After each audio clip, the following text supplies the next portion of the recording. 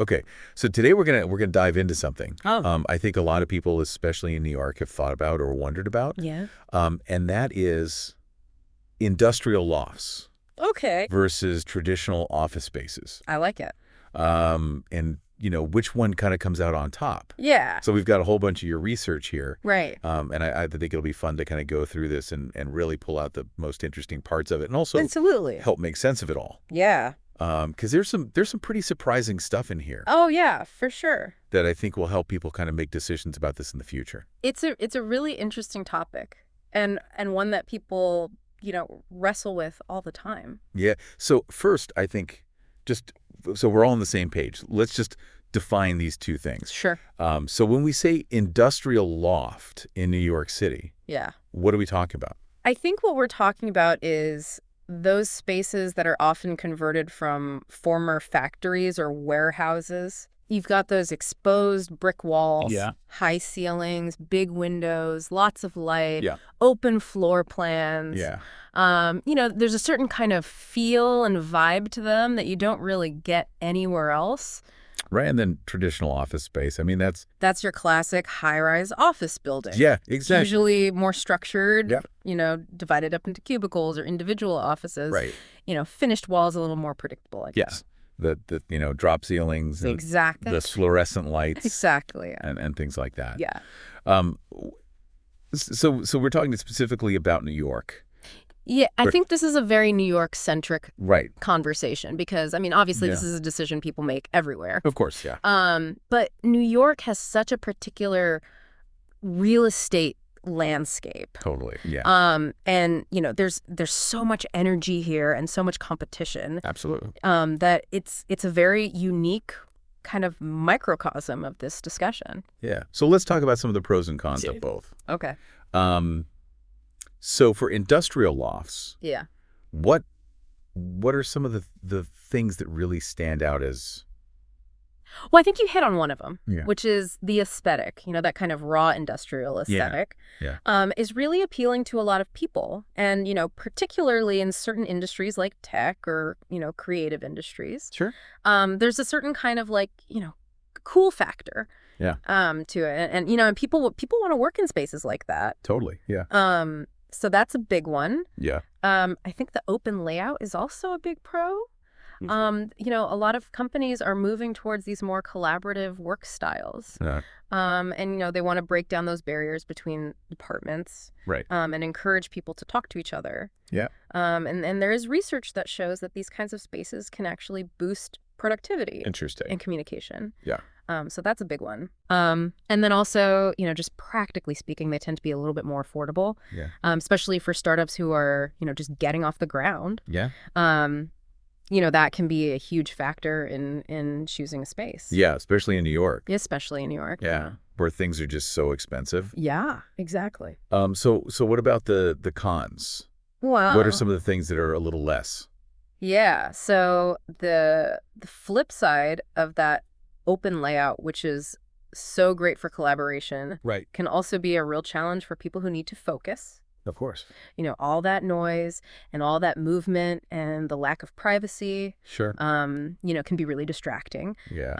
And can really, hinder people's ability to get work done. Absolutely. And then you also have to think about, the practicalities of these older buildings. Okay. They can have zoning issues. They can Right. have weird building codes, Right. things that you don't necessarily have to deal with in a newer building. So those are definitely things to consider. Okay. So let's switch over to traditional office spaces then. Okay. What are some of the pros? Well, I think one of the biggest ones is privacy. Okay. You have those individual offices. You have those quiet spaces where people can really focus. Yeah. If you need to have a confidential meeting, Right. you're not worried about people overhearing you. Sure. So that's a big one. Okay. And I think also, they project a certain image of professionalism Yeah. and stability. Right. Which can be really important for certain businesses. Totally. Yeah. If you're a law firm or a financial institution, Right. you want to project that kind of image. Yeah. And then also, just the infrastructure is usually really good in these traditional office spaces. You Yeah. know, you have dedicated conference rooms, Yeah. you have reception areas, you have, really robust IT setups. Right. It's all there and it's all ready to go. Sort of plug and play in a way. Exactly. Yeah. Yeah. It's very easy to just move in and get started. Yeah, but I imagine that comes at a cost. It does. Right. Yeah. These traditional office spaces can be very expensive. Yeah. Especially in prime locations in New York City. Right. So that's definitely a factor to consider. And also they can be a little bit, well, they can feel a little bit sterile sometimes. Yeah. A little bit boring. Yeah. Yeah. A little bit beige. Exactly.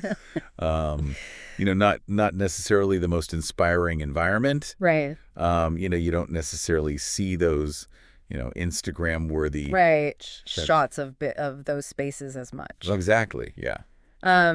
But I think there are also some less obvious factors to think about. Oh yeah, absolutely. When choosing a space. Yeah. And this is where it gets really interesting for me. Yeah. It's not just about the look and feel and the cost. It's really about understanding your company's culture. Mm-hmm. What kind of work style do you have? Yeah. How do your teams work best? Yeah. If you're a startup that's very collaborative and has a lot of free-flowing energy, Yeah. an open loft might be perfect. Okay. But if you're a law firm that needs a lot of privacy and a lot of formality, Right. then a traditional office space might be a better fit. Right. That makes sense. Yeah. And you also have to think about your employees. Yeah. Some people love that buzz of an open environment. Sure. Other people need peace and quiet to do their best work. Yeah. So you have to think about, what's going to be the best environment for your team. Totally. And location too. Oh, yeah. Right. Huge factor. Yeah. Different neighborhoods have different personalities. Yeah. Some are really bustling and energetic. Right. Others are more laid back and creative. Sure. You have to think about, accessibility for your employees and for clients. Yeah. What kind of vibe does the area have? And how does that align with your company's image? Yeah, it's really finding that match. Yeah. Right, where the space reflects who you are as a company. Exactly. So I think what we've learned here is that there's no one right answer. Absolutely not. It's really about figuring out what your needs are. Yeah. And what your style is and finding that space that really amplifies who you are. Amplifies who you are, exactly. Yeah. And I think, it's also important to not be afraid to think outside the box.